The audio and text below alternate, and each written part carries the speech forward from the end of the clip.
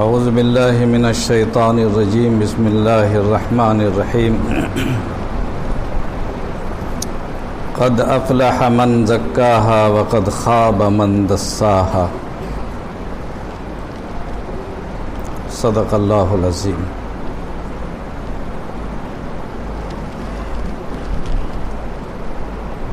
دوستو، بزرگوں اور صاحب خانقاہ حضرت مولانا وسیم صاحب اور تمام علماء موجود ہیں، طلباء ہیں، طالبین اور عارفین اور سالکین، مخلصین اور منتسبین، مستفیدین اور مفیدین، سارے لوگ موجود ہیں ماشاءاللہ۔ اور ایسی مجلسوں میں حاضری میرے لیے بڑی سعادت کی بات ہے، اس لیے کہ میرا یقین ہے احب الصالحین ولست منہم، احب الصالحین ولست منہم لعل اللہ یرزقنی صلاحا۔ نیک لوگوں کی مجلسوں سے پیار کرتا ہوں، محبت رکھتا ہوں، اگرچہ کہ میں خود نیک نہیں بن سکا ہوں، شاید ان مجلسوں کی برکت سے اللہ تعالیٰ مجھے بھی صلاح کی اور فلاح کی توفیق عطا فرما دے۔ دوستو، اللہ تعالیٰ نے ہم سب کو پیدا کیا ہے، اللہ ہمارا خالق ہے، مالک ہے۔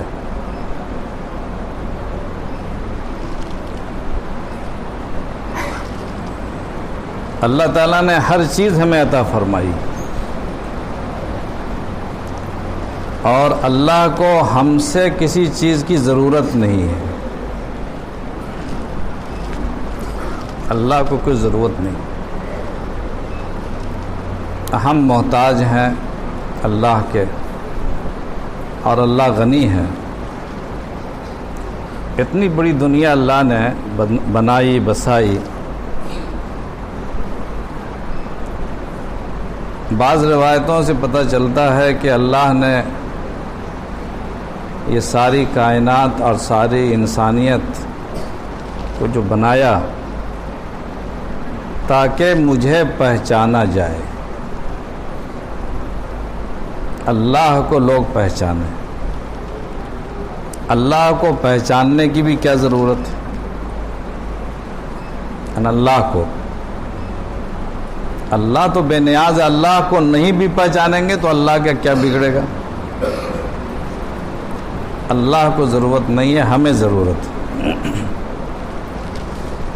اللہ کو پہچاننے کے لیے اللہ کو ضرورت نہیں ہے، ہمیں ضرورت ہے۔ تو معلوم ہوا کہ معرفت کی بھی اللہ کو ضرورت نہیں ہے۔ پھر اللہ ہم سے چاہتا کیا؟ نہ اللہ ہمارے علم کا محتاج، نہ اللہ ہمارے پیسے کا محتاج، نہ اللہ تعالیٰ ہماری کسی چیز کا محتاج۔ پھر اللہ ہم سے چاہتا کیا ہے؟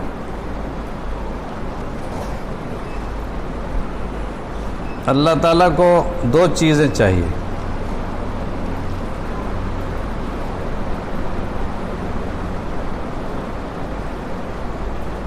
ان دو چیزوں کے لیے ہی یہ ساری کائنات جو بنائی گئی ہے، انہی دو چیزوں کو اللہ چاہتے ہیں۔ ایک ہے عبدیت، عبدیت، عجز، بندہ۔ آپ لوگ سمجھ مارے؟ عبدیت، بندہ۔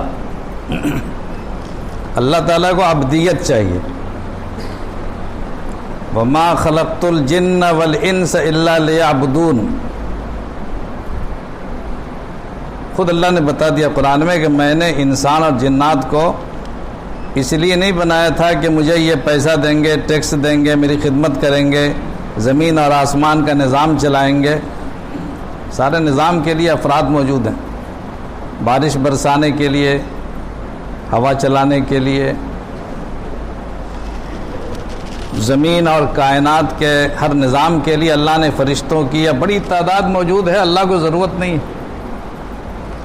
اللہ نے فرمایا کہ میں نے انسان اور جنات کو صرف اس لیے بنایا تھا کہ مجھے ابدیت کا تحفہ لے کر آؤ، میرے پاس ابدیت نہیں ہے،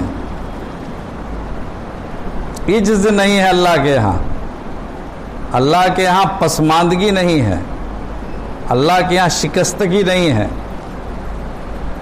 اس دربار میں سب کچھ ہے، کبریائی ہے، علو ہے، عظمت ہے، علم کی انتہا ہے، ہر کچھ ہے، لیکن اللہ تعالیٰ کے یہاں ایک چیز چاہیے ہم لوگوں کی طرف سے، وہ ہے عبدیت۔ اللہ فرماتے عبد بن کے آ جاؤ، میرے دربار میں اپنے عاجزی کے آنسو لے کر آ جاؤ۔ قرآن کریم نے صاف صاف کہہ دیا کہ میں نے انسان اور جنات کو صرف اس لیے پیدا کیا تھا تاکہ کس لیے پیدا کیا؟ تاکہ وہ میرا بندہ بن جائے،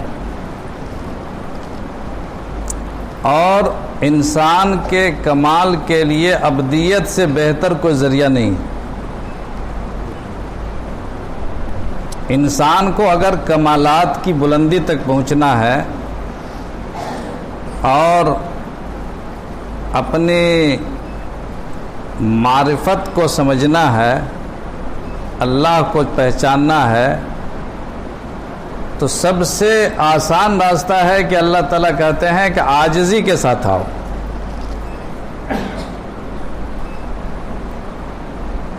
رسول اکرم صلی اللہ علیہ وسلم کو اللہ پاک نے معراج عطا فرمائی، سب کو معلوم ہے، اور یہ معراج انسانیت کی معراج تھی۔ یہ معراج کسی کو بھی نہیں حاصل ہوئی سوائے سرکار دو عالم صلی اللہ علیہ وسلم۔ تو معراج یہ مقام بلندی ہے یا مقام عاجزی ہے؟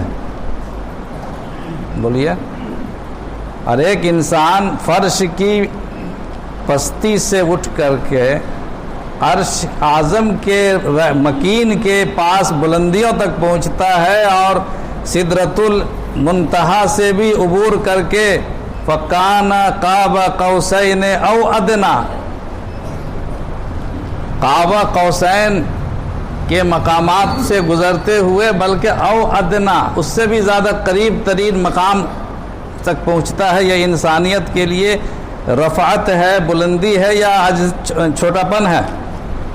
کیا چیز ہے؟ بلندی ہے نا۔ اور یہ بلندی تک اللہ کے نبی صلی اللہ علیہ وسلم کیسے پہنچے؟ خود قرآن بتا رہا، سبحان الذی اسری بعبدہ، سبحان الذی اسری بعبدہ لیلا من المسجد الحرام۔ اللہ کی ذات پاک ہے جو اپنے بندے کو لے کر کے راتوں رات مسجد اقصیٰ سے، مسجد حرام سے مسجد اقصیٰ لے گئی۔ تو اپنے بندے کو لے گئی یا اپنے رسول کو لے گئی؟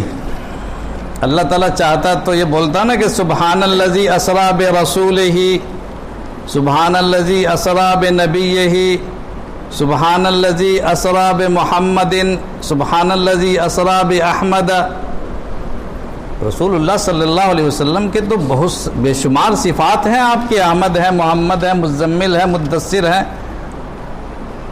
لیکن ان تمام صفات میں اللہ نے بعبدہ کا لفظ استعمال کیا کہ یہ مقام جو اللہ کے نبی صلی اللہ علیہ وسلم کو جو مقام رفیع حاصل ہوا، وہ رسالت کی بنیاد پر نہیں، اگرچہ کہ وسیلہ وہی ہے، لیکن اصل جو یہ کمال کی جڑ ہے وہ قرآن خود بتاتا ہے کہ رسالت یا نبوت یا علم یا فضل یا کوئی بھی چیز اللہ کے یہاں ذریعہ نہیں ہے۔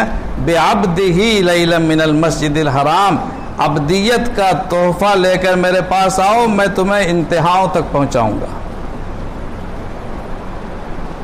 چنانچہ آپ کو پتہ ہے کہ معراج سے پہلے سرکار دو عالم صلی اللہ علیہ وسلم کے دل کتنا توڑا گیا تھا، پتہ ہے نا سب کو، علماء ہیں، طلبہ ہیں، ہمارے اکابر ہیں، میں تو ادنا طالب علم ہوں، کتنا دل توڑا گیا تھا۔ توڑا نہیں گیا تھا؟ کہاں توڑا گیا تھا؟ طائف میں توڑا گیا تھا۔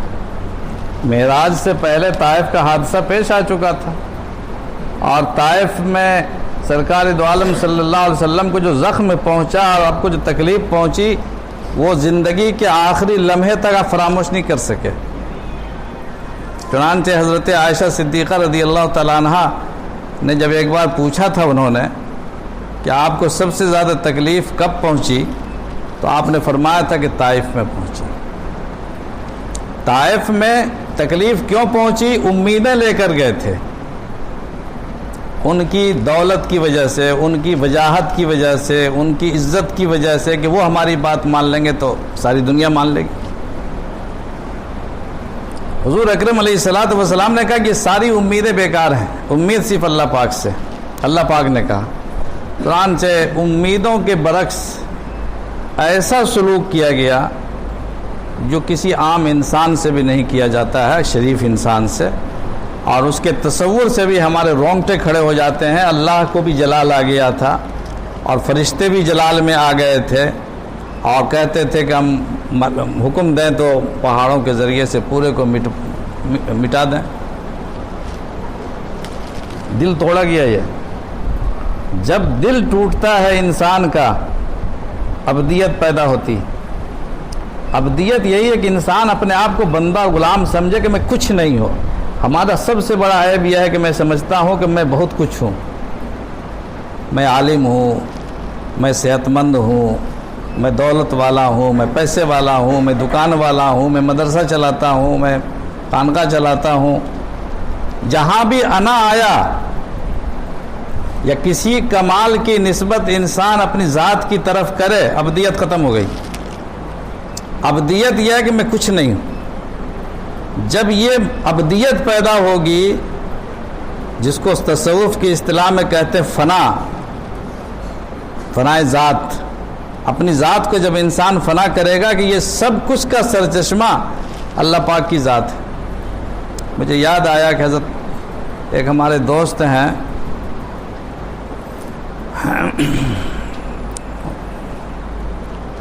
دارالعلوم دیوبند کا حادثہ پیش آیا تھا۔ حضرت حکیم الاسلام قاری محمد طیب صاحب رحمۃ اللہ علیہ پہلے دارالعلوم دیوبند کے محتمم تھے، پھر حادثہ پیش آیا، اور حادثہ پیش آنے کے نتیجے میں اللہ پاک نے سارا انقلاب پیدا کیا، اور ایک دوسری طاقت اس کے مقابلے میں آ گئی، اور حضرت قاری صاحب وہاں سے الگ ہو گئے۔ تو جن بدماشوں نے آپ کی شان میں گستاخیاں کی تھی، ان میں سے ایک صاحب جو بدماش اب نہیں ہے، چونکہ جب انسان کو توبے کا احساس ہو جائے، ندامت پیدا ہو جائے تو سارے گناہ دھل جاتے ہیں۔ ان میں سے ایک نے مجھ سے بتایا کہ ہم لوگ حضرت قاری صاحب کے پاس گئے اور اپنے اعمال بد کے لیے معافی مانگیں کہ حضرت ہمیں معاف فرما دیں، ہم نے بڑی گستاخیاں کی ہیں۔ تو حضرت قاری صاحب نے فرمایا کہ میں تو پہلے ہی سب کو معاف کر چکا ہوں، اس لیے کہ آپ لوگ اس میں کچھ بھی نہیں ہے، آپ لوگوں نے کچھ نہیں کیا ہے، یہ سب آسمان سے فیصلے ہیں۔ اور پھر حضرت نے فرمایا کہ جب طیب دنیا میں، علم کی دنیا میں صفر تھا، نقطہ تھا، نقطہ 0/0، کوئی جانتا نہیں تھا، نوجوان لڑکا، کوئی کتاب نہیں شائع ہوئی تھی، کوئی تجربہ نہیں تھا، کوئی اہتمام نہیں تھا، کوئی دنیا جانتی نہیں تھی، اس وقت اللہ پاک نے اس 0/0 کو اللہ نے دارالعلوم کا محتمم بنا دیا، اتنے بڑے منصب پہ پہنچا دیا۔ اور جب ساری دنیا نے جان لیا، ہر جگہ میری شہرت کا، میری سطوت کا، میرے علم کا سکہ بیٹھ گیا، اور دنیا نے کہا کہ سب سے بڑے عالم دین حضرت قاری صاحب ہیں، کوئی میرے سامنے بولنے کی طاقت نہیں رکھتا تھا، تو اللہ نے اہتمام سے ہٹا دیا۔ اللہ کے علاوہ کون ہٹا سکتا تھا؟ میرے سامنے تو کوئی کھڑا ہونے کی طاقت نہیں رکھتا تھا۔ میں جانتا ہوں یہ سب اوپر سے ہو رہا ہے، اس لیے تم لوگ کچھ نہیں۔ یہی چیز ہے ابدیت۔ انسان ہر چیز اللہ کی طرف منسوب کرے۔ اپنے آپ کو عبد کہنا تو بہت آسان ہے، لیکن عبد بننا بہت مشکل ہے۔ فنائے ذات، انسان اپنے آپ کو ابدیت، اور ابدیت کا سب سے بڑا مظہر ہے ہم کو اللہ پاک نے جو دیا ہے، ابدیت کے مظہر سمجھتے ہیں، یعنی ابدیت کا مظاہرہ کیسے بندہ کرے گا، اپنی ابدیت کو اللہ کیسے پیش کرے گا، اللہ کے سامنے کس طرح پیش کرے گا، اللہ بتائے گا طریقہ نا کہ ہم بندہ کیسے اپنے آپ کو بنا کے پیش کریں۔ تو ابدیت کا سب سے بڑا مظہر اللہ پاک نے ہمیں نماز دیا ہے۔ نماز اللہ کی تمام عبادتوں میں ابدیت کا سب سے بڑا مظہر ہے۔ مظہر سمجھتے ہیں یعنی نمونہ۔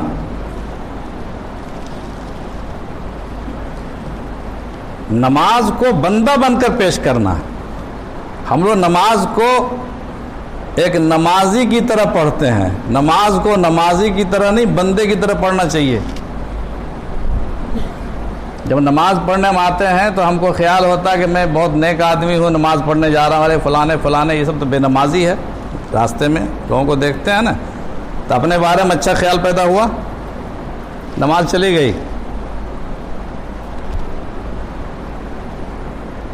تیرا دل تو ہے صنم آشنا، تجھے کیا ملے گا نماز میں، کبھی ہے حقیقت منتظر نظر آ لباس مجاز میں، کہ ہزاروں سجدے تڑپ رہے ہیں یہاں جبین نیاز میں۔ جو میں سر بسجدہ ہوا کبھی تو زمین سے آنے لگی صدا، تجھے کیا ملے گا، تیرا دل تو ہے صنم آشنا، تجھے کیا ملے گا نماز میں۔ تو ہم نمازی بن کر کے نماز پڑھنے آتے ہیں، اللہ فرماتا بندہ بن کے نماز پڑھنے آؤ۔ اور حقیقت یہ ہے کہ جو آدمی نماز پڑھے گا صحیح معنی میں ابدیت کے طور پر، اس کو کسی مراقبے کی بھی ضرورت نہیں، کسی ریاضت کی ضرورت نہیں۔ صحابہ کہاں مراقبہ کرتے تھے؟ کسی صحابی سے مراقبہ ثابت نہیں کہ بیٹھ کے وہ مراقبہ کیے ہو، کوئی ریاضت ثابت نہیں صحابہ سے۔ ایک بات تو اس میں تھی کہ صحبت سرکار دو عالم صلی اللہ علیہ وسلم کی بنا پر اللہ تعالیٰ ان کے مقام بلند کو، ان کے مقام کو بلند فرما دیتے تھے، لیکن اصل چیز جو مجھے سمجھ میں آتی ہے وہ عبدیت تھی، وہ نماز تھی کہ اللہ کے نبی صلی اللہ علیہ وسلم نے نماز ہی ایک ایسی عبادت ہے جس میں آپ نے فرمایا کہ جس طرح میں نماز پڑھتا ہوں اس طرح نماز پڑھو، صلو کما رأیتمونی اصلی۔ کسی چیز میں نقالی اپنی کرنے سے روکا ہے۔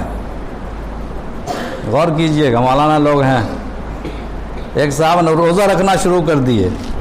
ایک صاحب سرکار دو عالم صلی اللہ علیہ وسلم کے زمانہ میں ایک صحابی تھے، انہوں نے سوچا کہ بھئی حضور صلی اللہ علیہ وسلم کا مقابلہ کیا کرنا، آپ کا تو بڑا اونچا مقام ہے، آپ تو نہیں بھی نماز پڑھیں گے، نہیں بھی نفل نماز فرض تو پڑھنا ہی ہے، تو کوئی مسئلہ نہیں ہے۔ رات بھر نماز پڑھنا شروع کر دیا ایک صاحب نے پورے دن ہر دن روزہ شروع کر دیا۔ ایک صاحب نے کہا کہ شادی ہی نہیں کریں گے، اپنے نفس کو کچلیں گے، یہ ابدیت ہے۔ سرکار دو عالم صلی اللہ علیہ وسلم نے کہا کہ شب بیداری میں میری نقالی نہیں، روزہ میں میری نقالی نہیں، اور شادی بیاہ میں میری نقالی نہیں۔ میں شادی بھی کرتا ہوں، میں روزہ بھی رکھتا ہوں، افطار بھی کرتا ہوں، اور سوتا بھی ہوں، تمہاری بیوی بچوں کا تم پر حق ہے۔ اور فرمایا کہ تم میں سب سے زیادہ اللہ سے ڈرنے والا کون ہے؟ میں ہوں۔ تم میں سے سب سے زیادہ، تم سب میں سب سے زیادہ اللہ سے ڈرنے والا میں ہوں، تو جب میں سب کچھ کرتا ہوں تو تم کیوں نہیں کرو گے؟ یعنی روک دیا آپ نے کہ میری نقالی مت کرو، میرا مقابلہ مت کرو روزہ رکھنے میں۔ فرمایا کہ مجھے اللہ تعالیٰ کھلاتے ہیں اور پلاتے ہیں، تمہیں کون اللہ کھلائے گا پلائے گا؟ حضور نے فرمایا نا کہ مجھے اللہ تعالیٰ، میرا رب مجھے کھلاتا ہے اور میرا رب مجھے پلاتا ہے، تو تم نہ روزہ میں مقابلہ کر سکو گے، نہ حج یا قربانی میں مقابلہ کر سکو گے، کسی چیز میں مقابلہ نہیں۔ سرکار دو عالم صلی اللہ علیہ وسلم نے جو آخری حج کیا ہے اس میں 100 اونٹ قربان کیے تھے۔ کون ہے ہم لوگوں میں جو 100 اونٹ قربان کر سکتا ہے؟ عام آدمی۔ 100 اونٹ کی قربانی فرمائی، کسی چیز میں مقابلہ نہیں۔ حضور صلی اللہ علیہ وسلم کا مقابلہ، آپ نے منع کیا کہ میری نقالی مت کرو، جو میں حکم دیتا ہوں اس پر عمل کرو۔ یعنی تمام اعمال خیر میں حکم کی پابندی ہے، اور نماز کے بارے میں حکم دیا جا رہا ہے کہ صلو کما رأیتمونی اصلی، جس طرح میں نماز پڑھتا ہوں ویسی نماز پڑھو۔ تو صحابہ کرام جو نماز پڑھتے تھے حضور صلی اللہ علیہ وسلم کے پیچھے، آپ نماز پڑھاتے تھے، اس وقت جو کیفیت ہوتی تھی نماز کی وہ ہمارے مراقبات سے 1000 گنا زیادہ طاقتور ہوتی تھی۔ ہماری نماز تو پھٹافٹ ہوتی ہے، حدیثوں میں آتا ہے کہ جیسے مرغ جو ہے وہ چونچ مارتا ہے، کھٹا کھٹ سے گئے سجدہ میں، کھٹ سے گئے روزے میں، رکوع میں، پھر اٹھے۔ مثال دے کے حضور نے سمجھایا ہماری نماز ایسی ہوتی، کھڑے ہوئے تو مزہ ہی نہیں آ رہا، بس جلدی سے رکوع کر لیا، پھر رکوع میں گئے تو مزہ نہیں آ رہا، پھر جلدی سے کھڑے ہو گئے، اور پھر کھڑے ہوئے پھر مزہ نہیں آ رہا، پھر جلدی سجدے میں چلے گئے، پھر نماز پڑھ کے جلدی سے مسجد سے نکل گئے۔ حضور اکرم علیہ الصلوۃ والسلام نے اس سے منع کیا، کہا کہ پہلی بات ہے کہ نماز ایسی پڑھو، آخری نماز، صلو صلاۃ مودعین، اپنے آخری نماز سمجھو کہ شاید اس کے بعد مجھے زندگی وفا نہ کرے گی، نماز کا موقع ہی نہیں ملے گا، پہلی بات۔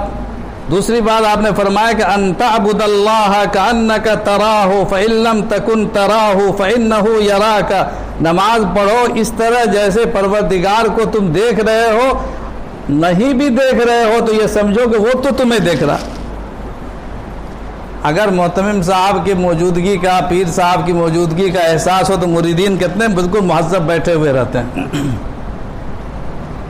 موجودگی کا احساس بھی انسان کو تہذیب کے دائرے میں لے آتا ہے۔ اگر انسان یہ سوچ لے کہ میں نماز اپنے پروردگار کی پڑھ رہا ہوں، پروردگار مجھے دیکھ رہا ہے، تو پھٹافٹ نہیں ہوگا، پھر تو ایسی نماز پڑھیں گے، ایسی نماز پڑھیں گے کہ نماز پڑھتے رہیں گے، صبح ہو جائے گی۔ حدیث میں قرآن کریم میں آتا ہے کہ جب صبح ہوتی ہے، صحابہ کرام کی کیفیت بیان کی گئی ہے کہ جب صبح ہوتی ہے تو صبح ہونے کے بعد وہ نماز ختم کرتے ہیں اور استغفار، یستغفرون بالاسحار، رات بھر نماز پڑھے اور نماز پڑھنے کے بعد صبح میں سینہ تان کے نہیں بول رہے ہیں کہ میں نمازی ہوں، بلکہ استغفر اللہ ربی، اے پروردگار آپ کی عبادت کا حق ادا نہیں ہوا۔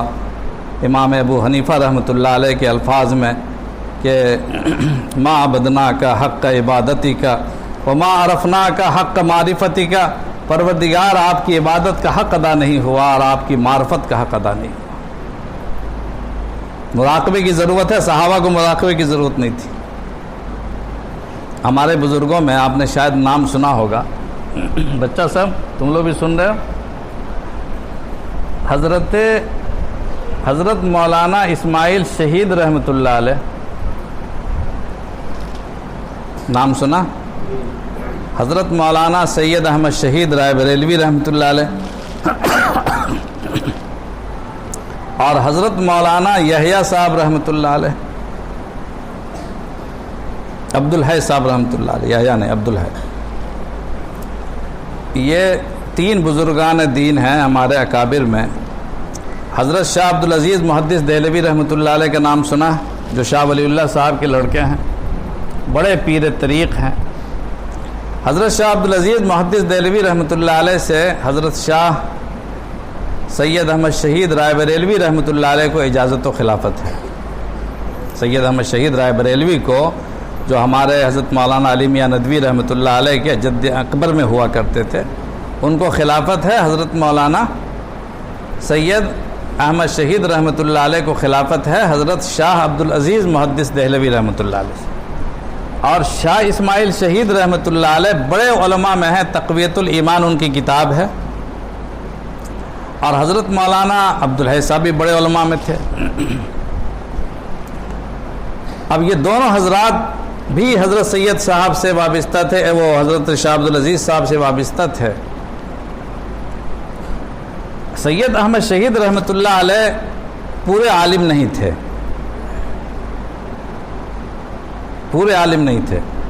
کافیہ حضرت شاہ عبد القادر رائے پوری رحمۃ اللہ علیہ کے حوالے کیا تھا ان کو شاہ عبدالعزیز صاحب نے، تو شاہ عبد القادر رائے پوری رحمۃ اللہ علیہ سے کافیہ تک پڑھی، اور کافیہ کے بعد ان کو سارے اوراق سادہ نظر آنے لگے، سادہ، کچھ ہے ہی نہیں۔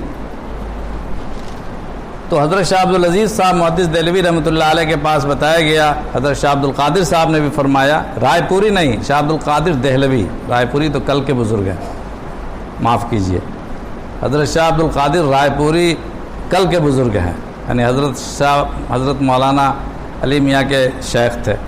حضرت شاہ عبدالقادر دہلوی جو حضرت شاہ ولی اللہ محدث دہلوی کے فرزند ارجمند ہیں، جنہوں نے ترجمہ قرآن کیا ہے، ان کے حوالے کیا گیا تھا ان کو، حضرت شاہ سید احمد شہید رحمۃ اللہ علیہ کو، تو اوراق سادہ تھے، تو فرمایا کہ تم علوم نبوت اللہ تعالیٰ تمہیں عطا فرمائے گا، تمہیں کتابوں کے ذریعے سے علم نہیں آئے گا، تم کو اللہ علوم نبوت سے نواز دے گا انشاءاللہ، اور ایسے ہی ہوا۔ تو سید صاحب رحمۃ اللہ علیہ عالم بے کتاب اللہ نہیں تھے،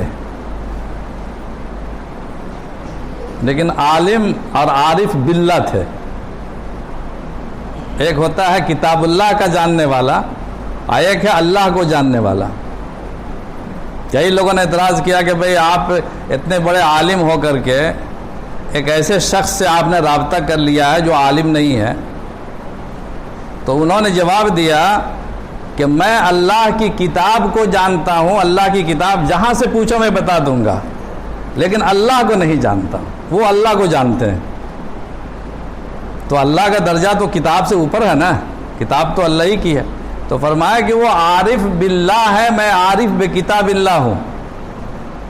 تو جب انسان درمیان میں جو عارف بے کتاب اللہ ہے، کتاب کا واسطہ بھی جب ختم ہو جاتا ہے اور ڈائریکٹ انسان اللہ تک پہنچ جاتا ہے، تب عارف ہو جاتا ہے۔ اور یہ بھی سمجھیے فنائیت ہے کہ انسان کی ناک کٹ جائے کسی کے سامنے، اپنے آپ کو مٹانا آسان نہیں ہے، خاص طور سے علماء کے لیے کسی کے سامنے اپنے آپ کو مٹانا آسان نہیں۔ علم کے اندر جو علو ہے اور اس میں بلندی ہے کہ انسان کو اگر تربیت نہ ہو کسی شیخ کامل کی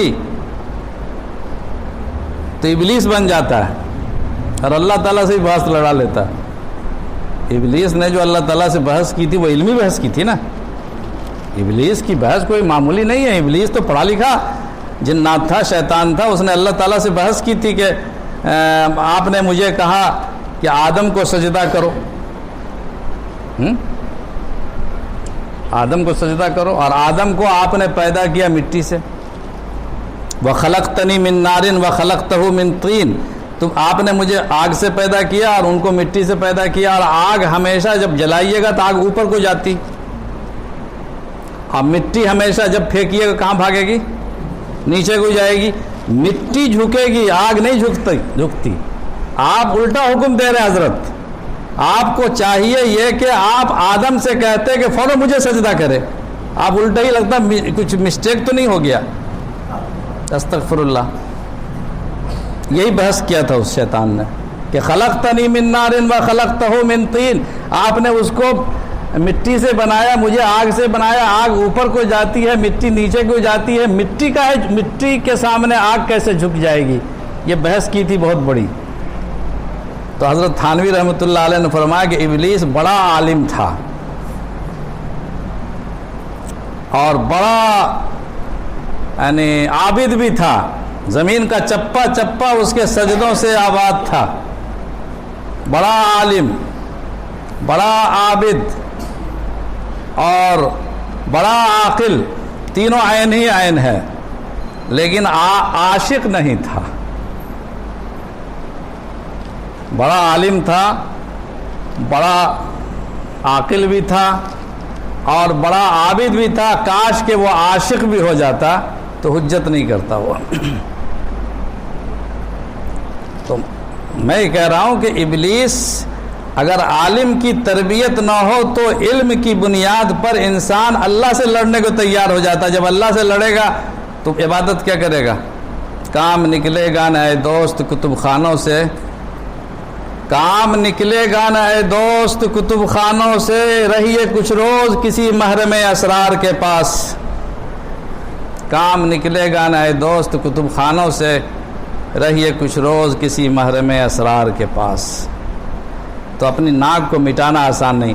تو بہرحال تو حضرت سید احمد شہید رحمۃ اللہ علیہ اللہ تعالیٰ ان سے بڑے بڑے کام لینے والے تھے، تو کبھی کبھی ان کی زبان سے کچھ ایسی پیشین گوئیاں سامنے آ جاتی تھی جو ان لوگوں کو بہت خراب لگتی تھی کہ یہ ڈنگ باز ہے، بھاری ڈنگ باز ہے۔ سید صاحب تو وہ اپنے مکاشفات کو بیان فرماتے تھے، اور اگر عقیدت نہ ہو انسان کو تو ڈنگ بازی کہے گا۔ اگر شاہ ولی اللہ کی کتاب پڑھ لیجئے، انفاس العارفین پڑھ لیجئے، اور ان کی اور جو فیوز الحرمین پڑھ لیجئے، تو لگے گا جیسے جس کو عقیدت نہیں ہے وہ کچھ سے کچھ سمجھ جائے گا۔ تو سید احمد شہید رحمۃ اللہ علیہ کچھ بولتے تھے تو یہ دونوں بڑے عالم تھے، ان کے سامنے وہ 0/0 تھے علم کے سامنے۔ تو ان دونوں نے سوچا کہ اس شخص کی زبان کو بند کرنے کا طریقہ کیا ہے، ایسا سوال کرو کہ زندگی پر جواب ہی نہ دے سکے۔ اور وہ تینوں ایک ہی خانقاہ میں سوتے تھے، بیچ میں چارپائی سید احمد شہید کی ہوتی تھی، اور اس طرف دائیں طرف حضرت مولانا اسماعیل شہید کی، اور بائیں طرف حضرت مولانا عبدالحی صاحب رحمۃ اللہ علیہ کی۔ اب جب رات ہوئی تینوں بستر پر لیٹے تو سید صاحب کے مکاشفات کا سلسلہ شروع ہوا کہ اللہ تعالیٰ میرے ذریعے سے ہندوستان میں حج کو کھولے گا، اللہ تعالیٰ میرے ذریعے یہ کام کروائے گا۔ اب نا کچھ سنانا شروع کیا انہوں نے، بس کہا بھائی سنیے بھائی، آپ اگر اللہ تعالیٰ نے آپ کو اتنا کمال دیا ہے تو ایک چیز ہم لوگوں کا کر دیجئے۔ کیا کر دیجئے؟ کہا کہ ہم کو صحابہ جیسی نماز پڑھا دیجئے، صحابہ جیسی نماز پڑھوا دیجئے، تب ہم سب کچھ مان لیں گے۔ بس یہ سننا تھا کہ سید صاحب پر سکوت طاری ہو گیا، خاموش ہو گئے، کچھ بولے نہیں، چپ چاپ سو گئے۔ سب نے کہا کہ گئے پانی میں۔ جب تہجد کا وقت ہوا تو حضرت اٹھے، اور کتاب میں لکھا ہوا، یہ قصہ کہانی نہیں ہے، حضرت اٹھے، حضرت نے کہا کہ مولانا، اب یہ جو مولانا کی آواز ہے، کبھی تہجد کی توفیق بھی پتہ نہیں ہوتی تھی کہ نہیں ہوتی تھی۔ اب بغیر تہجد کے، اب بغیر رات میں اٹھے ہوئے انسان عارف ہو ہی نہیں سکتا، ولایت مل ہی نہیں سکتی۔ تو حضرت کا مولانا اٹھیے، رات کا آخری پہر ہے، اٹھیے، اللہ کے لیے وضو کیجئے اور اللہ کے لیے 2 رکعت نماز پڑھ لیجئے۔ ابھی کی جو آواز تھی وہ جیسے لگتا تھا کہ کوئی ہاتف غیبی اوپر سے آواز دے رہا ہے۔ اب یہ دونوں اٹھ کے بیٹھ گئے، یعنی آواز میں ایسی طاقت تھی کہ جیسے وہ محسوس کرتے ہوں کہ اس آواز کی مخالفت، اس حکم کی مخالفت نہیں کر سکتے، ایسی پکڑ تھی۔ اب دونوں اٹھے اور اپنے بستر سے کھڑے ہوئے تو کہا کہ مولانا سنا آپ نے، اللہ کے لیے وضو کیجئے گا اور اللہ کے لیے 2 رکعت نماز پڑھیے۔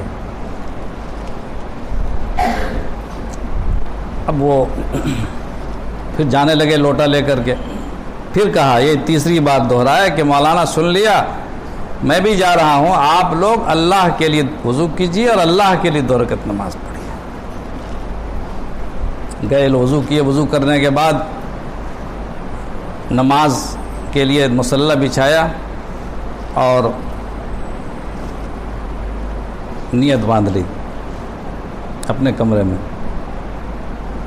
ایک بات مجھے بہت ساری بات نہیں بولنی چاہیے، اس لیے کہ حضرت ابو ہریرہ رضی اللہ تعالیٰ عنہ نے فرمایا کہ میں نے نبی صلی اللہ علیہ وسلم سے 2 علم حاصل کیے ہیں۔ ایک علم تو میں نے بانٹ دیا ہے لوگوں کو، اور ایک علم ہے اگر بانٹوں تو گردن کٹ جائے گی۔ تو بہت ساری باتیں ایسی ہیں کہ بول دوں تو شیخ لوگ میرے خلاف ہو جائیں گے۔ حضرت تہجد کی نماز جو ہے وہ گھر ہی میں پڑھنا بہتر ہے، مسجد میں نہیں، اس لیے کہ تہجد کے بارے میں بخاری شریف میں جو روایت ہے حضرت عائشہ صدیقہ رضی اللہ تعالیٰ عنہ کی کہ نبی صلی اللہ علیہ وسلم یعنی رمضان میں اور غیر رمضان میں 8 رکعت نماز پڑھتے تھے، یہ تہجد ہی کی نماز تھی۔ اور اگر حضور مسجد میں نماز پڑھتے تو حضرت عائشہ کو کیسے پتہ چلا؟ حضرت عائشہ کے کمرے میں پڑھتے تھے، بعض روایتوں میں ہے کہ آپ ایسے اشارہ کرتے تو میں پاؤں سمیٹ لیتی تھی، اور پھر جب سجدے سے اٹھتے تو پھر پاؤں پھیلا لیتی تھی، حدیث میں۔ بہرحال اب جو مولانا نے نماز شروع کی تو اب نیت باندھتے ہی جیسے لگا کہ جنت اور جہنم کے سارے مناظر سامنے، یہ زمین موجود نہیں، آسمان موجود نہیں، ایک عجیب کیفیت، ایسی کیفیت کبھی زندگی میں پیدا نہیں ہوئی نماز میں۔ اب قرآن کریم پڑھ رہے ہیں، کیا پڑھ رہے ہیں نہیں پڑھ رہے ہیں پتہ ہی نہیں چل رہا۔ رکوع کیا، 1 رکوع کیا کہ 2 رکوع کیا کہ 4 سجدے کر لیے۔ 2 رکعت نماز پڑھنے کا حکم تھا کہ 2 رکعت نماز پڑھنا۔ جب سلام پھیرا تو اب خیال آیا کہ پتہ نہیں نماز ہوئی بھی کہ نہیں، چونکہ اگر رکوع زیادہ ہو گیا ہوگا، کوئی سجدہ چھوٹ گیا، کوئی آیت غلط ہو گئی تو لگتا ہے نماز ہوئی نہیں۔ پھر شروع کیا، اب پھر جو نماز باندھی تو پھر وہی منظر، وہی مناظر، وہی کیفیت، وہی جنت و جہنم، وہی اللہ پاک کا جلوہ نظر آ رہا، تجلیات الہی۔ یعنی صبح ہو گئی صاحب، اور جب صبح اذان ہوئی تو ان کی زبان پر بے ساختہ یہ الفاظ نکلے کہ استغفر اللہ، شیخ نے 2 رکعت نماز پڑھنے کہا تھا، وہ بھی ہم سے پار نہیں لگ سکا۔ تب ان کو یاد آئی قرآن کریم کی آیت کریمہ کہ اپنی خوابگاہوں، اپنے پہلوؤں کو اپنی خوابگاہوں سے الگ رکھتے ہیں۔ وَيَسْتَغْفِرُونَ بِالْأَسْحَارِ، صبح جب ہوتی ہے تو زبان پر استغفار ہوتا ہے۔ تو پڑھیے نا آیت کریمہ، اب تو حافظ ہے۔ تتجافى جنوبهم عن المضاجع، تتجافى جنوبهم عن المضاجع يدعون ربهم خوفا وطمعا، دیکھ بڑی بات ہے، خوفا وطمعا ويستغفرون ہاں اس کے آگے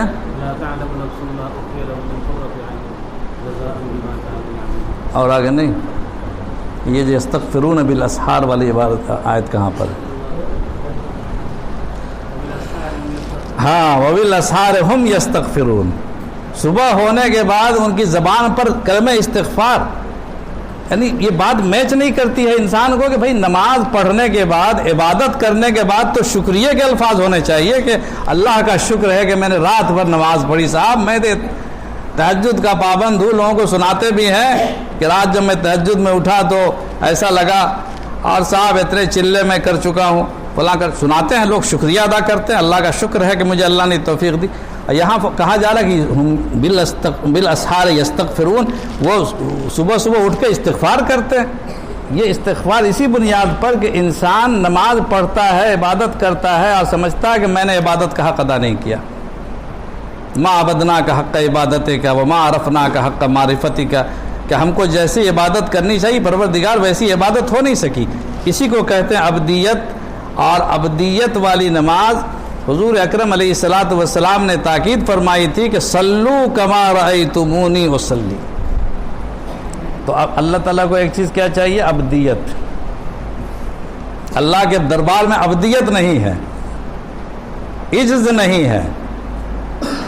یہ تحفہ اللہ تعالیٰ کو بڑا پسند ہے، جب بندہ بن کے انسان آتا ہے تو عبدیت کا تقاضا ہے کہ ہم سب اللہ کے بندے بن جائیں، ایسی نماز پڑھیں، کم سے کم نقل تو اتار لیں، نماز میں نقل اتاریں انشاءاللہ۔ نقل سے بھی اللہ تعالیٰ برکت پیدا فرماتے ہیں، کل انشاءاللہ آج نقل، اس نقل کو اصل اللہ بنا دے گا۔ نقل اتارنا، نیک لوگوں کی نقل اتارنا مکاری نہیں ہے،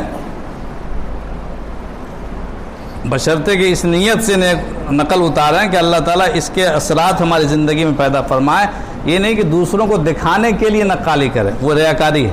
وَوَيْلٌ لِّلْمُصَلِّينَ الَّذِينَ هُمْ عَنْ صَلَاتِهِمْ سَاهُونَ الَّذِينَ هُمْ يُرَاءُونَ وَيَمْنَعُونَ الْمَاعُونَ، ایسے نمازیوں کے لیے ہلاکت ہے جو دوسروں کو دکھانے کے لیے اچھی نماز پڑھتے ہیں، دل میں نماز کی وہ محبت نہیں ہے، دوسروں کو دکھانے کے لیے۔ مگر اگر یہ نقل اتاریں کہ اللہ نماز میں وہ کیفیت پیدا نہیں ہو رہی ہے، وہ خشوع اور خضوع پیدا نہیں ہو رہا ہے، لا صلاۃ الا بخشوع، خشوع کی نماز پیدا نہیں ہو رہا، نماز میں خیالات کا طوفان ہے اور ایسی چیزیں خیال آ رہی ہے، تو پھر بھی ہمیں پڑھتے جانا ہے۔ جیسے کہ مستحاضہ عورت نماز پڑھتی ہے، مستحاضہ عورت سمجھے، یعنی جس عورت کو خون جاری کی بیماری ہوتی ہے، یا جس آدمی کو پیشاب کے قطرے کی بیماری ہے، یا جس آدمی کو گیسٹرک کی بنیاد پر پیٹ سے ہر وقت گیس نکلتی رہتی ہے، یا جس آدمی کے زخم کینسر ہو گیا ہے کسی جسم کے حصے میں اور اس سے ہر وقت یعنی رس جو ہے ٹپکتا رہتا ہے، پیپ ٹپکتا رہتا ہے، ایسے انسان کا وضو ہوگا؟ اور وضو تو ٹوٹ جاتا ہے نا خون بہنے سے، وضو ٹوٹ جاتا ہے استنجا خانے پیشاب کے راستے سے، پیشاب نکلنے سے، یا خون نکلنے سے پیشاب خون ٹوٹ جاتا ہے وضو، لیکن اللہ کا حکم کیا ہے کہ تمہارا خون، چاہے اللہ کے نبی صلی اللہ علیہ وسلم نے حضرت حمنہ بنت جہش سے فرمایا تھا کہ چاہے کہ خون کے قطرات تمہارے جائے نماز پر محسوس ہو تب بھی تمہیں نماز نہیں چھوڑنی، نماز پڑھتے رہو۔ تو جس طرح وہ مستحاضہ عورت نماز پڑھتی ہے اور یہ احساس رکھتی ہے کہ پروردگار میرا تو وضو بھی نہیں ہے لیکن حکم ہے نماز پڑھنے کا، ہم کو جتنا آتا تھا، جتنا بس میں ہے اتنا تو پیش کر دیا ہے، اب آپ کے اللہ قبول فرما لیجئے۔ تو اس مستحاضہ عورت کی نماز، اس معذور انسان کی نماز جیسی نماز ہوتی ہے، اس طرح کی نماز جیسے پڑھتا ہے انسان، اسی طریقے سے ہم نقالی کریں، کوشش کریں سکینت اور اطمینان کے ساتھ نماز پڑھنے کی، اور اللہ تعالیٰ سے مانگیں، اللہ سے احساس کریں کہ ان تعبد اللہ کأنک تراہ فإن لم تکن تراہ فإنہ یراک۔ تو انشاءاللہ کچھ دنوں کے بعد اب مرشد کامل کی صحبت بھی نصیب ہو، ساتھ ساتھ استاد چاہیے، بغیر استاد کے کام نہیں ہوتا۔ اپنے آپ نماز پڑھیے گا، اب بعد میں ایسے نور نظر آئیں گے، ایسی روشنی نظر آئے گی، آپ سمجھیے گا میں تو فرشتہ بن گیا، اور یہ آسمان سے نور کی بارش ہو رہی ہے، اسی میں سے کبھی بول دے گا کوئی شیطان کہ اب تو تم اللہ کے اتنے مقرب ہو گئے کہ تم سے نماز وغیرہ سب معاف کر دی جاتی ہے، بس آپ خوش ہو کر کہیے گا چلو بھائی اب نماز بھی معاف۔ یہ کب ہوگا؟ جب صرف عابد تنہا اپنی بصیرت اور اپنے اجتہاد سے نماز پڑھے گا، عبادت کرے گا۔ اجتہاد یا نہیں چلے گا، یہاں صرف تقلید ہے، اجتہاد صرف فقہ میں چلتی ہے۔ فقہ سمجھتے ہیں یعنی قانون اسلامی، اس میں اجتہاد کی اجازت ہے، اور وہ بھی کیسے لوگوں کو؟ الفقہاء یعنی عابدین کو، فقہاء عابدین کو اللہ کے رسول صلی اللہ علیہ وسلم فرمایا کہ شاوروا الفقہاء العابدین، ایسے فقہاء جو عبادت گزار ہوں ان کو یہ حق حاصل ہے کہ وہ اجتہاد کر سکتے ہیں۔ تو فقہ کے علاوہ کسی میں اجتہاد نہیں، ہر جگہ تقلید ہی تقلید، تقلید ہی تقلید، تقلید ہی تقلید۔ تو اس لیے کسی مرشد کامل کی صحبت پکڑ کر کسی کے مشورے سے وہ کام کریں۔ بیعت ہونا واجب نہیں ہے، اصلاح لینا واجب ہے۔ بیعت واجب نہیں ہے، بیعت سنت ہے۔ بیعت ہونا بزرگوں سے واجب نہیں ہے، سنت ہے، لیکن اپنی اصلاح کرانا فرض ہے۔ آپ کسی کو بھی اچھا آدمی سمجھتے ہیں، اس کی صحبت میں بیٹھیں، اور خربوزہ سے خربوزہ رنگ پکڑتا ہے، اللہ والوں کی صحبت میں بیٹھیں گے، کل انشاءاللہ وہ رنگ آپ میں آئے گا انشاءاللہ۔ رنگ کبھی ومن احسن من اللہ صبغہ، اللہ کے رنگ سے زیادہ پختہ رنگ نہیں، کوئی خوبصورت رنگ نہیں۔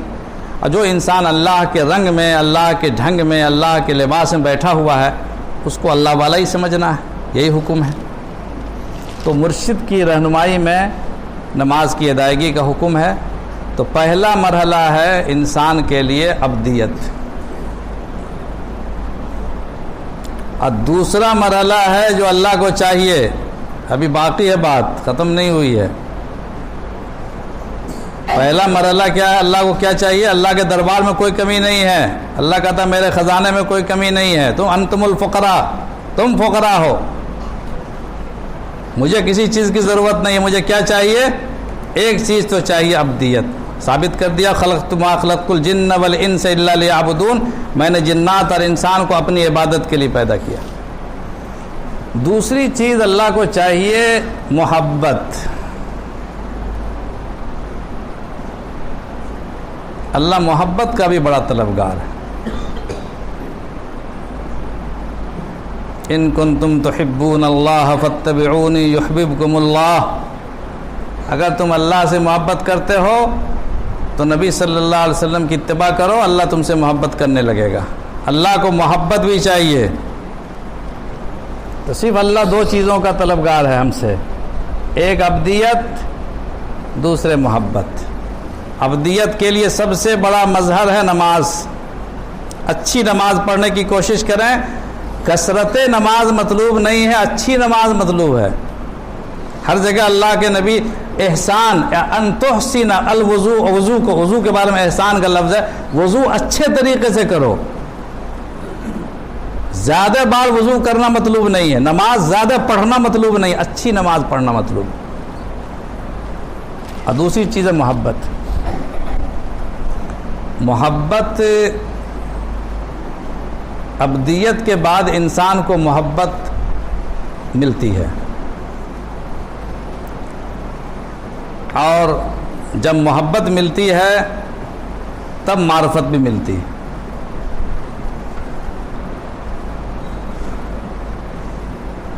آپ کہتے ہیں کہ محبت کہاں سے آ گیا بیچ میں؟ بھائی آپ عبادتوں کو غور کریں۔ اللہ تعالیٰ نے جو عبادتیں مقرر کی ہیں، ایک عبادت کیا ہے؟ یعنی 4 عبادتیں، ایک تو کلمہ ہے، اور دوسری چیز کیا ہے؟ نماز ہے۔ نماز تو ابدیت ہو گئی، نماز کی ابدیت ہے نا۔ اور دوسری چیز کیا؟ اس کے بعد نماز کے بعد کیا فرض ہے؟ نماز کے بعد دوسرے نمبر پر زکوٰۃ ہے۔ ہر جگہ قرآن اقیموا الصلاۃ وآتوا الزکاۃ، روزہ کا تذکرہ نماز کے ساتھ نہیں ہے۔ اللہ نے جہاں بھی تذکرہ کیا ہے اقیموا الصلاۃ وآتوا الزکاۃ، نماز پڑھو اور زکوٰۃ دو، یہ دونوں ابدیت ہے۔ روزہ بھی، زکوٰۃ بھی ابدیت کی علامت ہے، اور نماز بھی ابدیت کی علامت ہے۔ نماز بڑی علامت ہے، زکوٰۃ چھوٹی علامت ہے۔ اس لیے زکوٰۃ ہر شخص پر فرض نہیں ہے، جس کو پیسہ ہوگا وہی زکوٰۃ دے گا، لیکن نماز ہر شخص پر فرض ہے۔ تو نماز ابدیت کا سب سے بڑا مظہر، اور زکوٰۃ ابدیت کا دوسرے نمبر کا مظہر۔ انسان جب مال خرچ کرتا ہے نا، تو مال کی محبت بھی انسان کے دل میں بہت زیادہ پیوست ہوتی ہے۔ انسان کو 2 چیزوں کی بڑی محبت ہوتی ہے، ایک تو اپنی عزت خراب نہیں ہو، اور دوسرے مال کی محبت۔ تو عزت کو مٹانے کے لیے اللہ تعالیٰ نے کہا کہ سر جھکاؤ، عزت گئی، نماز پڑھو، عزت گئی۔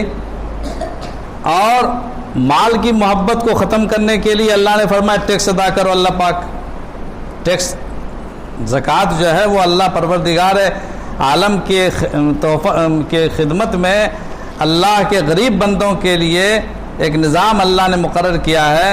وہ گویا کہ جیسے کہ حاکم اور مالک پبلک پر ٹیکس عائد کرتا ہے کہ جو لوگ کماتے ہیں وہ اپنا ٹیکس ادا کریں، تو اللہ کے یہاں اس کا نام زکوٰۃ ہے۔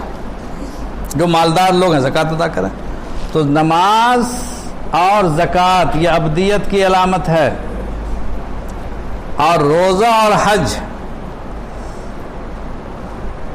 یہ محبت کی علامت۔ معلوم ہوا کہ اللہ تعالیٰ کو 2 ہی چیز چاہیے، ابدیت اور محبت،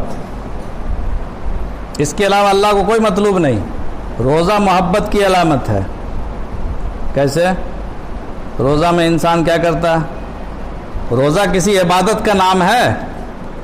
ارے عبادت تو کہتے ہیں کرنے کو نا، عمل کا نام عبادت ہے، اور روزہ عمل نہیں، ترک عمل کا نام ہے۔ روزہ ترک عمل سمجھتے ہیں؟ ترک عمل مانے عمل چھوڑ دینا۔ روزہ نام ہے کھانا چھوڑ دینا، روزہ نام ہے پینا چھوڑ دینا، روزہ نام ہے بیوی سے ملنا چھوڑ دینا۔ تو روزہ کھانا پینا اور شہوات انسانی کے ترک کرنے کا نام روزہ ہے۔ اور یہ کون کرتا ہے؟ کھانا کون چھوڑتا ہے؟ محبت میں، کھانا محبت میں چھوڑتا ہے۔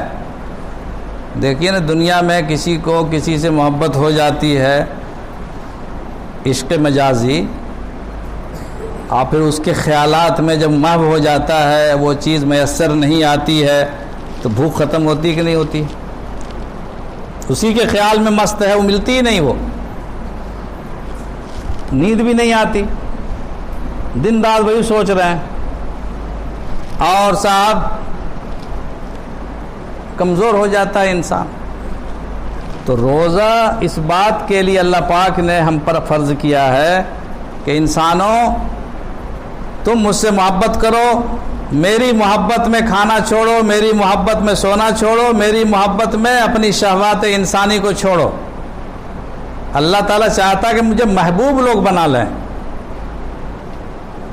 جیسے کہ عشق مجازی انسان کرتا ہے، عشق حقیقی کا بھی درس سیکھو۔ روزہ میں یہ ہوتا کہ نہیں ہوتا ہے؟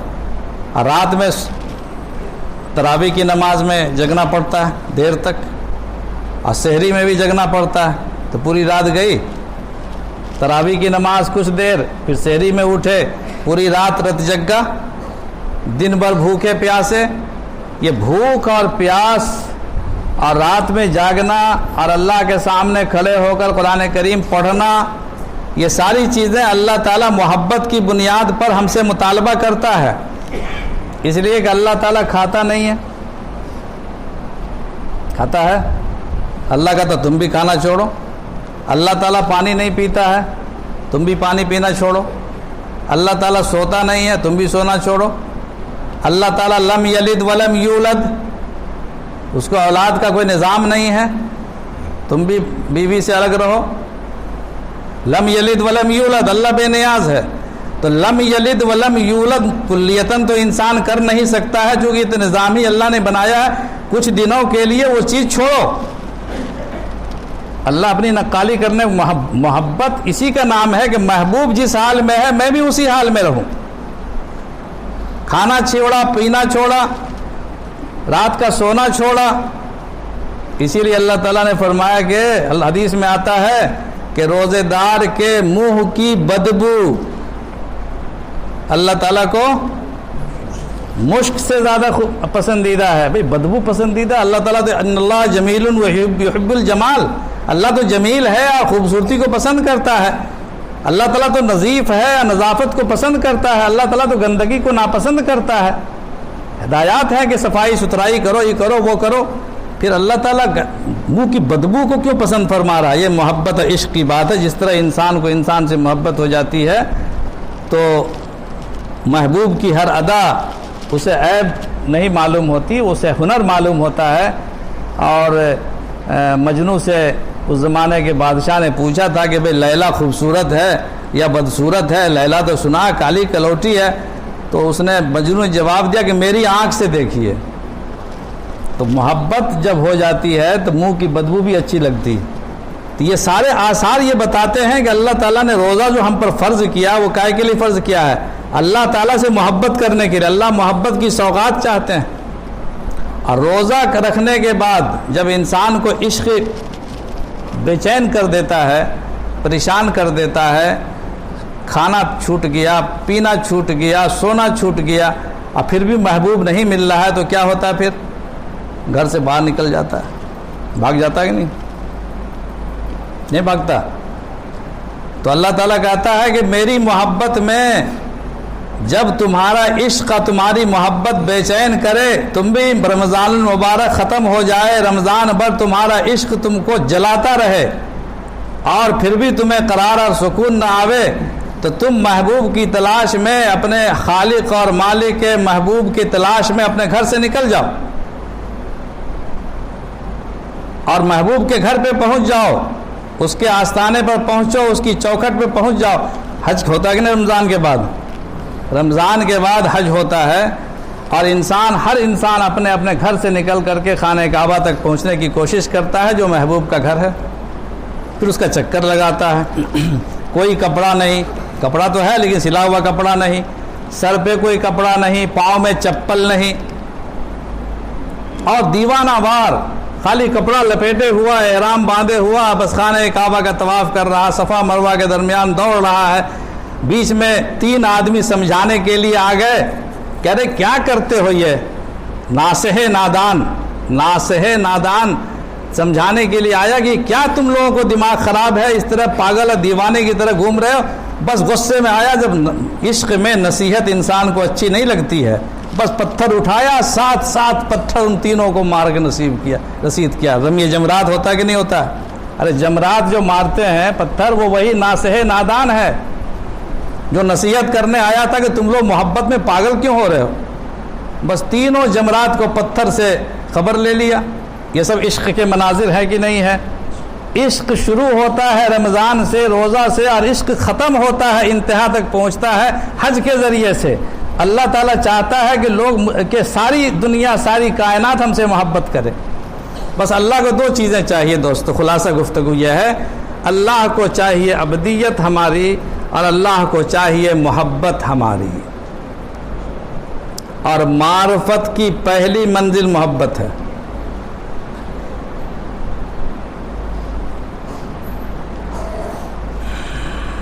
محبت ہے، اور محبت نہیں ہے تو معرفت بھی نہیں۔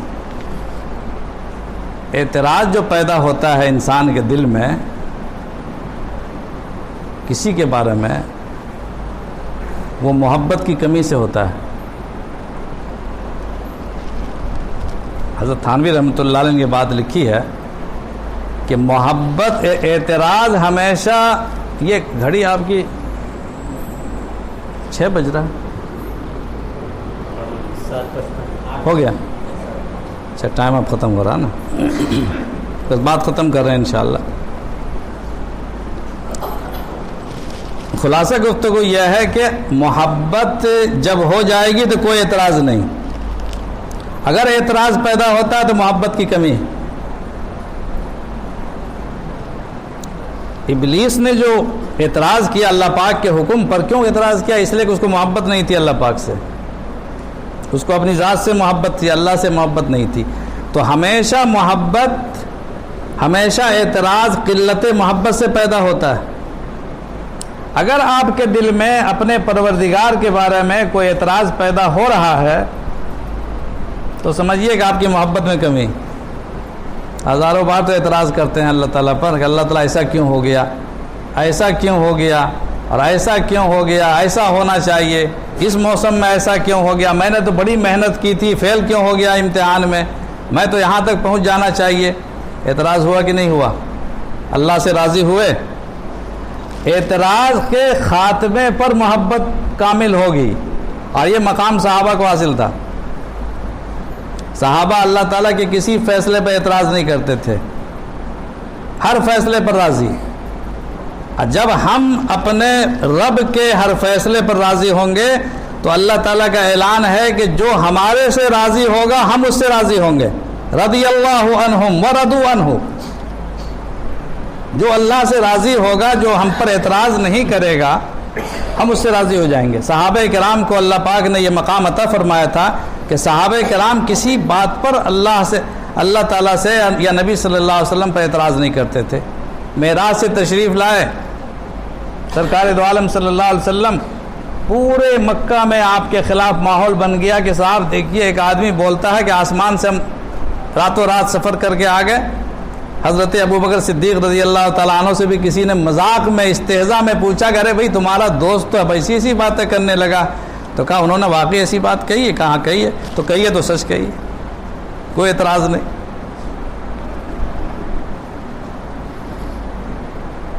اپنے آپ کو مٹا دینا ہے اپنے محبوب کی رضامندی کے لیے، اپنے آپ کو فنا کر دینا ہے۔ مقام رضا تب انسان کو حاصل ہوتا ہے، محبت حاصل ہونے کے بعد اللہ تعالیٰ مقام رضا عطا فرماتے ہیں۔ اور انسان کو حضرت حسن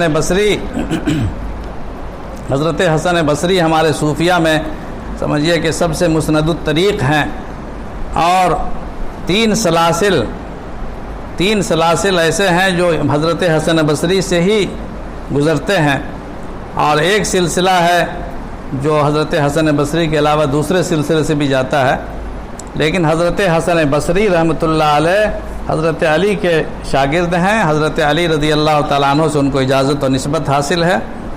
تو حضرت حسن بصری بڑے اونچے درجے کے محدث بھی ہیں، ان سے بخاری شریف میں روایتیں ہیں، تمام حدیث کی کتابوں میں روایتیں ہیں۔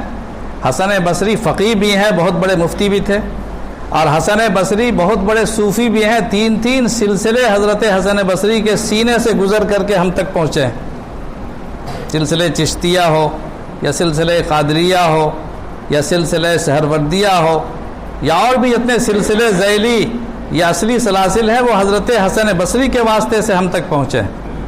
تو حضرت حسن بصری اتنے درجے کے کامل محدث بھی، عالم بھی، فقیہ بھی، صوفی بھی، ولی بھی۔ وہ اپنے زمانے کی خاتون رابعہ بصریہ کا نام آپ نے سنا ہوگا، حضرت رابعہ بصریہ ایک خاتون ولیہ تھی، ان کے پاس پہنچے اور حضرت رابعہ بصریہ سے امام حسن بصری نے کہا کہ آپ مجھ سے یہ دعا کر دیجئے. حضرت حسن بصری نے رابعہ بصریہ سے عمر میں زائد رہی ہوں گی، اور انسان کو اپنے آپ کو ہمیں کبھی بھی مستغنی نہیں سمجھنا چاہیے. اپنے سے بلند نسبت کا انسان اگر کوئی آ جائے تو اسے استفادہ کرنا چاہیے. تو حضرت رابعہ بصریہ رحمۃ اللہ علیہ کے پاس امام حسن بصری پہنچے اور انہوں نے کہا کہ آپ یہ دعا فرما دیں اللہ تعالیٰ سے کہ اللہ تعالیٰ ہم سے راضی ہو جائے. ہم بزرگوں سے یہ دعا نہیں کرواتے ہیں، ہم تو بزرگوں سے دنیاوی کوئی مفاد کے لیے کہ دکان چل جائے یہ دعا کر دیجئے، یہ دعا کرواتے ہیں، یا ہم کو نوکری ہو جائے یا کچھ ہو جائے یہ دعا مانگتے ہیں نا. ہم لوگ دنیا ہی کے لیے جاتے ہیں. ہم قاری صدیق صاحب رحمۃ اللہ علیہ کے پاس گئے تھے، بھیڑ لگی تھی تعویذ لینے والوں کی، اور میں نے کوئی تعویذ نہیں مانگی ان سے، صرف ملاقات کی اور حضرت سے دعا لی.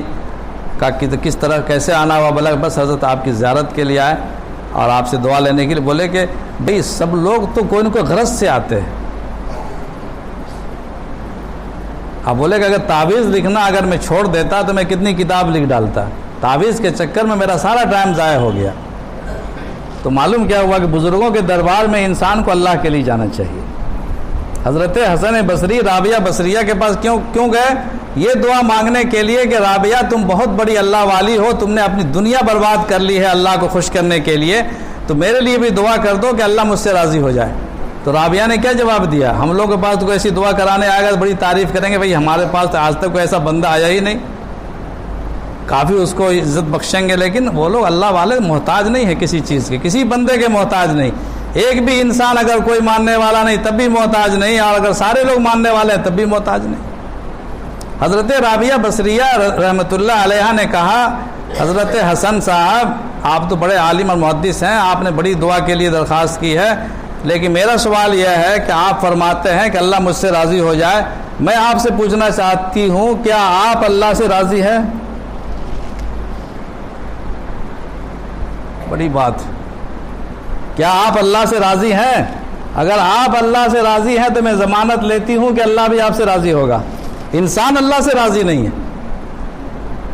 غور کریں، میں اپنی بات بھی کہتا ہوں، یہ نہیں کہ ہر انسان کسی نہ کسی مرحلے پر اللہ سے شکایت ضرور کرتا ہے کہ اللہ پاک ایسا نہیں ہونا چاہیے، ارے میں نے تو ایسا کام کیا تھا، مجھے تو یہ ہو جانا چاہیے تھا. ہر آدمی اپنے اپنے معیار سے، طالب علم اپنے معیار سے، استاد اپنے معیار سے، بزنس مین اپنے معیار سے، سیاسی اپنے معیار سے، عارف اپنے معیار سے کہ میں اتنا بڑا عارف ہوں اور میرے پاس اتنے مریدین کیوں نہیں ہیں، میرے مریدوں کی تعداد اتنی کم کیوں ہے. حضرت شاہ غلام حسین صاحب کانپوری رحمۃ اللہ علیہ ہمارے سلسلے نقشبندیہ کے اکابر میں گزرے ہیں. حضرت مولانا بشارت کریم صاحب گڑھولوی رحمۃ اللہ علیہ کے پیر تھے. تو غلام حسین صاحب کانپوری یہ حضرات اکابر واقف ہیں، کانپور کے بڑے اکابر مشائخ میں سے تھے. ان کے مریدوں کی تعداد بہت کم تھی، اور ایک پیر صاحب تھے اسی شہر میں دوسرے سلسلے کے تھے، ان کے پاس ماشاءاللہ کافی مریدین تھے، ان کی دکان معرفت کافی چمکی ہوئی تھی. تو ان کے مریدین نے شاہ غلام حسین صاحب کے لوگوں نے کہا کہ حضرت آپ کے مریدوں کی تعداد بہت زیادہ نہیں ہے، فلاں پیر صاحب کو دیکھیے کتنا اچھا چلا رہے ہیں کاروبار. تو حضرت نے فرمایا کہ بھائی اللہ تعالیٰ جس کو نواز دے، اللہ تعالیٰ جس کو نواز دے، میرا اس میں کیا اعتراض ہے کہ اللہ نے اس کے پاس دل تو اللہ کے ہاتھ میں ہے، سارے قلوب اللہ کے ہاتھ میں ہے، جس سے جیسے چاہتے ہیں یقلبھا کیف یشاء، جیسے چاہتے ہیں پلٹتے ہیں. اور پھر اس کے بعد فرمایا کہ اچھا ٹھیک ہے دیکھ لو گے. دوسرے دن ظہر کی نماز میں وہ پیر صاحب اپنے مریدین سمیت حضرت ہی کی مسجد میں تشریف لے آئے. دلاری مسجد کہلاتی ہے کانپور میں. تشریف لے آئے پیر صاحب اپنے سارے، جب کبھی نہیں آتے تھے، سارے مریدین کے ساتھ تشریف لے آئے اور حضرت سے ملاقات کی، اور ان کو احساس ہوا کہ حضرت کا مقام بڑا بلند ہے، میں اس مقام تک نہیں پہنچا ہوا ہوں، لیکن اس کے باوجود میرے پاس طالبین کی تعداد زیادہ ہے اور ان کے پاس طالبین کم ہیں. تو وہ حضرت سے رجوع ہوئے اور حضرت سے اپنی اصلاح لی اور پھر ان سے بیعت ہوئے، اور اس کے بعد حضرت نے بھی توجہ دی اور وہ بھی درجے کمال اور بھی کمال تک پہنچ گئے اور سارے مریدین با کمال ہو گئے. تو میں یہ کہنا یعنی مشائخ کو بھی شبہ پیدا ہوتا ہے. میں یہ مثال میں دے رہا ہوں کہ یہ کوئی مستغنی نہیں ہے، امام حسن بصری کو رابعہ بصریہ کہتی ہیں کہ آپ بتائیے کہ آپ اللہ سے راضی ہیں کہ نہیں. حسن بصری کو مخاطب کیا جا رہا. آج کل کے مشائخ کس گنتی میں ہیں؟ حسن بصری سے کہا جا رہا ہے کہ آپ اللہ سے راضی ہیں، فلانا کام ہو گیا اس پہ اعتراض ہے اللہ تعالیٰ کا. آپ اپنی رضامندی کو ٹھیک کریں، انشاءاللہ اللہ پاک آپ سے راضی ہوگا. اللہ تعالیٰ ہم سب سے راضی ہو جائے. میں نے بہت زیادہ وقت آپ کا لے لیا، آپ سے دعا فرما دیجئے اللہ تعالیٰ ان سب باتوں کا مجھے بھی عامل بنا دے، اور آپ سب کو اللہ تعالیٰ عامل اور حامل سب بنا دے. اور میں شکر گزار ہوں کہ آپ لوگوں نے اس سما خراشی کو برداشت کیا.